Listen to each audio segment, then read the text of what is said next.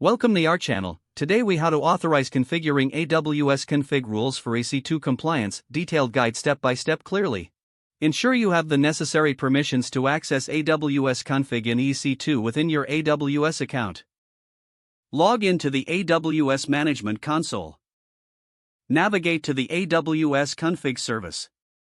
If you haven't already set up AWS Config, follow the prompts to enable the service. Select the Rules option from the left-hand menu. Click on the Add Rule button to create a new compliance rule. In the rule creation page, scroll through or search for existing AWS managed rules relevant to EC2 compliance. Choose a rule that fits your EC2 compliance requirements, such as EC2 managed instances or EC2 instances in VPC. Review the details of the rule to ensure it aligns with your compliance goals.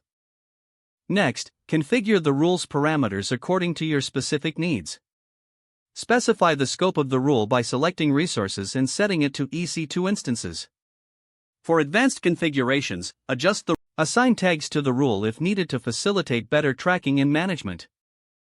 Once satisfied with the configuration, click on the Add Rule button to save your new rule. Return to the main AWS Config dashboard to view your newly created rule. Monitor the compliance status of your EC2 instances as AWS Config evaluates them against the rule. Address any non-compliant resources as recommended by AWS Config. Conduct periodic reviews of your AWS Config rules to ensure they remain effective and up-to-date. Stay informed about AWS updates as new managed rules may enhance your compliance framework over time. If the page does not load, refresh the browser or try again in a private or incognito window. Make sure you are using the correct email address, then retype it carefully to avoid small typos.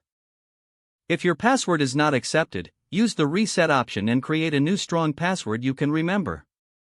Check your spam folder for verification or security emails, then complete any requested confirmation steps. Enable two-factor authentication if available to improve account security and reduce unauthorized access risk. After signing in, review your profile details so your contact information and settings are accurate and current. If you see an error message, note it down and try again after restarting your device and internet connection. Log out when you finish, especially on shared devices, to keep your account and payment information secure. If the page does not load, refresh the browser or try again in a private or incognito window. Make sure you are using the correct email address, then retype it carefully to avoid small typos. Don't forget to like this video and subscribe to our channel for more step-by-step tech guides.